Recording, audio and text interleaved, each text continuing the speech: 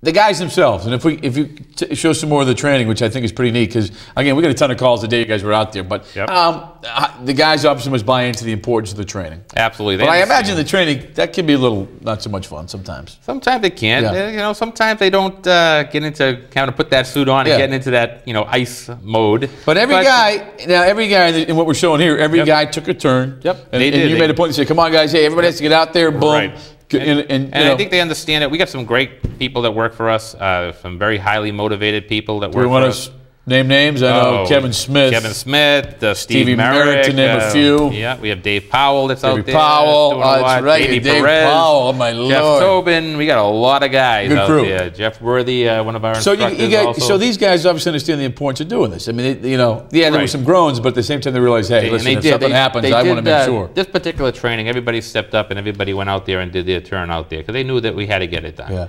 And that was a cold day too. Did you pick a really cold day on purpose? Yeah. Well, you know what? It was cold that day. Yeah, it was cold that day because I was like, all right, see you later. But you know what? Nothing ever happens on a nice day like today. Yeah, you never get a nice day. No. And do you normally you get all the guys on the ropes pulling in? It's a team effort. Okay, but do you usually have how many guys respond to a call like that? Do you have the whole? Sometimes we do. Sometimes we have 4 or 5 people working during a shift, and sometimes we don't. Okay. So you know, you have to make do with what you have, and you really couldn't do a response unless you had the proper amount of people there. You know what I meant to ask you too. I mean, obviously, parents should know about letting kids not play or play on the ice. Do you guys do any outreach stuff like that where you talk to school kids or any of that, or? We do a lot with the school kids. We haven't done too much as far as, we do a lot of water safety stuff with the kids. It's more summertime stuff. More summertime stuff. We try to reach out as much as we can during the wintertime to explain about the ice and the dangers of ice. So we try to get that word out also. Right. Which we just did. Absolutely. This is a great forum to do that. Very well, too, if I might say. Last couple of days, obviously, water, flooding has been the news of the day. Obviously, problems taking place on land, but did you guys see any funny, out-of-the-ordinary problems out on the water with boats? Or? Well, we've had some extremely high tides due to the moon. Yep. Full moons make that tidal flow a little bit higher. Yeah. The storm pushing all that water through. We had storm surges. Okay. So we did have some problems out on the water. We've had a few boats that broke free from moorings that were kept on their moorings all winter long, and we had another boat break free from one of the marinas. So those are the things that we respond to.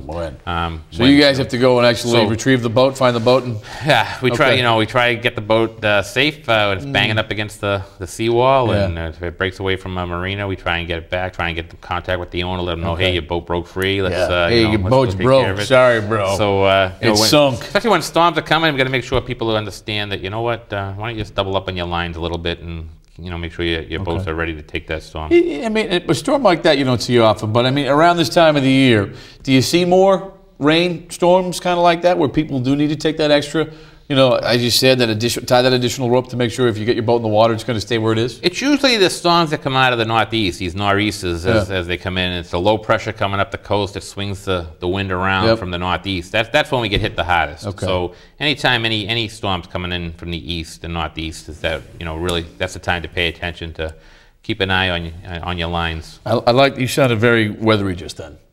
Low pressure coming up underneath, nor'easter, bada bing, bada boom.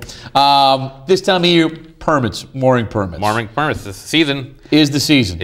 We just opened up the site on Friday. Yep. Permit letters went out for renewals. Anybody who had a permit last year will get a letter in the mail saying, "Hey, you had a permit last year. It's time." And just tell the folks mooring permit is what? A mooring docking permit. It's a city ordinance that says any boat that moors or docks in the city of Boston has to have a permit from the city. So they do an application online, the City of Boston website. Yep. CityofBoston.gov. Yep. Okay, and, sure. Keyword search for mooring permit, and it'll bring it right to the application. You can fill out the application online, and we will approve the permit. Short money. It's not. It is. $1 a foot for residents. Huh. How can you beat that? That ain't too bad. Moor your boat out in the harbor for $1 a foot. And why? I remember you and I talked about this before, but why is it important to have mooring permits in your harbor? I mean, obviously you want to know who's out there in the harbor. Right, exactly. It's a port security issue for us. I mean, we need to know who's in the harbor, and we need to know when boats break free, whose boat it is. Whose boat it is, okay. You have, and when we talk about, knowing whose boat's in the harbor, if you look at Dorchester Bay, there's probably about 500 boats that are moored out there. Okay. And you look up in the sky and what's flying over you.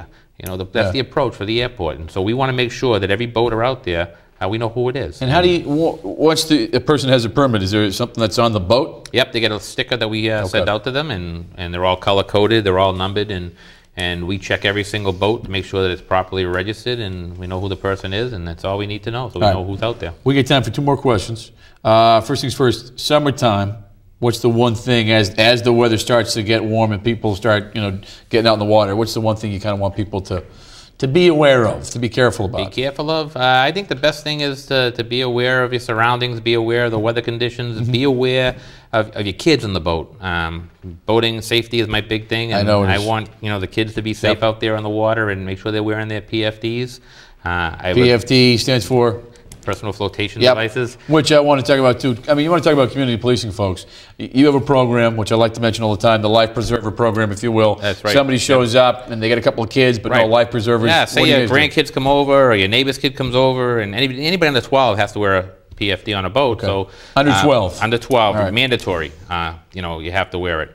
And we have a program right now that if your kid comes over, if your grandkid is someone that you unexpectedly have an extra person on your boat and they don't have a life jacket for them, and every person has to have one, you can call us up and we'll loan you one for free, no charge. It was a grant through Boat US Foundation. They gave us a bunch of life jackets that we can put out on loan, and you can have it and bring it back when you're done. For free. For free. Hello. You know, it's free for me. Free for me. All right, Mr. Sergeant Philo Terenzi for today only. I can't believe the time has gone already. Well, when you bring good guests on who bring great information, time goes. Happy St. Patrick's Day. Right back to Thank everybody you so out much there. To everybody out there. Thank you for coming on. We're going to have you come on in summertime. Sure, we'll talk about some safety stuff on the water. We'll chit-chat about safety tips on the water. And everything.